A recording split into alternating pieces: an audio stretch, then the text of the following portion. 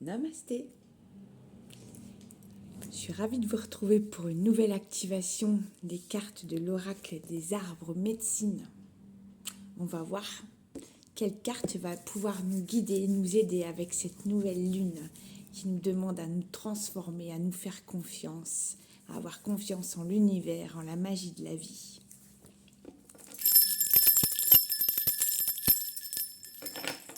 Allons-y les amis.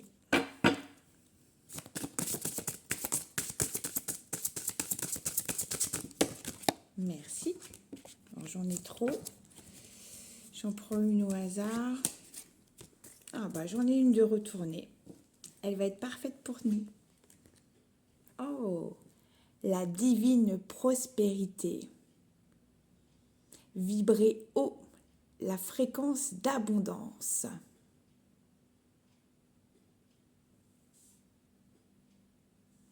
On va aller chercher sa médecine. C'est la numéro 24. Alors, eh ben nous y sommes. Allons-y pour le message des ancêtres. La guérison de la peur du manque.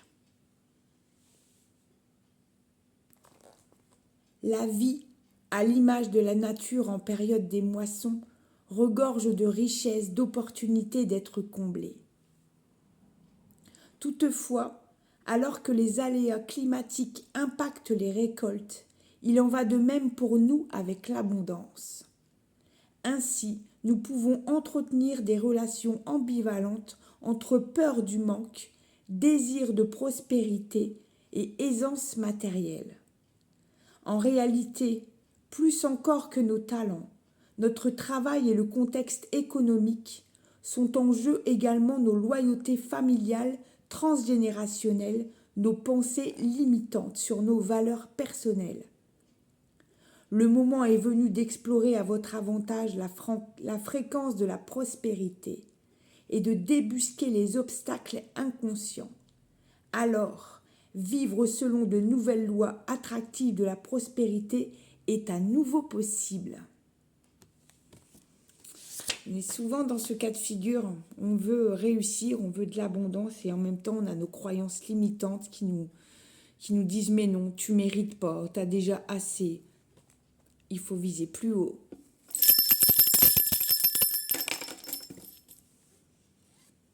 La guidance des ancêtres. De nouvelles clés d'abondance vous sont offertes. Une opportunité d'éclairer les blessures du passé pour une libération se présente. Votre désir de prospérité est légitime. Si vous faites face à des blocages dans vos récoltes, alors que vous semez avec conscience, patience et talent, il est temps d'identifier certaines loyautés familiales ou collectives. Quand des schémas limitants ont été transmis, on peut en changer. La clé, c'est de les identifier, reprendre votre responsabilité transgénérationnelle, rayonner votre valeur, développer une relation positive avec l'argent. C'est votre attitude intérieure qui va vous permettre de prendre des décisions qui seront source de votre prospérité à venir. Magnifique! On y va avec le rituel de cette pratique. Programmez un temps rituel à la mi-journée. Quand le soleil est haut dans le ciel, placez-vous au sud de votre roue de médecine et demandez le soutien de vos ancêtres pour faire fructifier vos richesses dans la joie et le partage. Vous allez créer une corne d'abondance qui vous ressemble et vous vibrez la fréquence du 8, le chiffre de l'argent en numérologie et de l'infini potentiel. Choisissez une jolie coupe, symbole de votre capacité à recevoir, à créer avec le cœur, pour accueillir vos richesses intérieures, vos intentions et vos rêves. Prenez votre tambour et questionnez vos racines. Quelles sont les pensées limitantes sur l'argent qui vous ont été transmises? Écrivez sans vous censurer. Avec votre tambour, Demandez quelles sont vos pensées, ressources sur l'argent, l'aisance financière, l'abondance, le faste. Écrivez, puis déposez ce papier dans la coupe.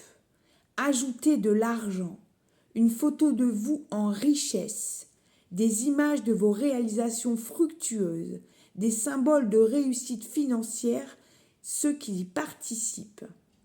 Des pierres du succès comme la citrine ou l'œil du tigre peuvent venir renforcer ce rituel. Faites une prière à l'esprit d'abondance. Brûlez vos pensées limitantes. N'oubliez pas de remercier vos ancêtres pour cette abondance à venir. Quelle magnifique carte!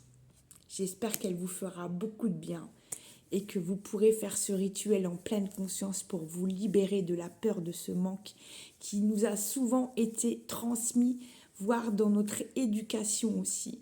Si on était dans une famille modeste, voilà, on doit se contenter de ce qu'on a et avoir plus, ce n'est pas pour nous. Ça, c'est une croyance limitante qu'il faut absolument s'enlever. C'est nécessaire. Vous méritez votre abondance. Vous méritez l'abondance dont vous rêvez.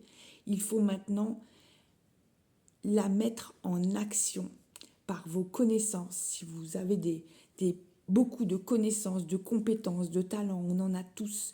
Mettez-le à profit des autres. Proposez votre aide ou des formations. Peu importe, proposez votre aide aux autres. Transmettez tout cela pour que les ancêtres puissent venir vous transmettre également cette richesse, cette abondance que vous méritez. Je vous remercie pour votre fidélité, vos commentaires, vos partages. Je vous souhaite une très très belle journée et beaucoup d'abondance à venir. Namasté.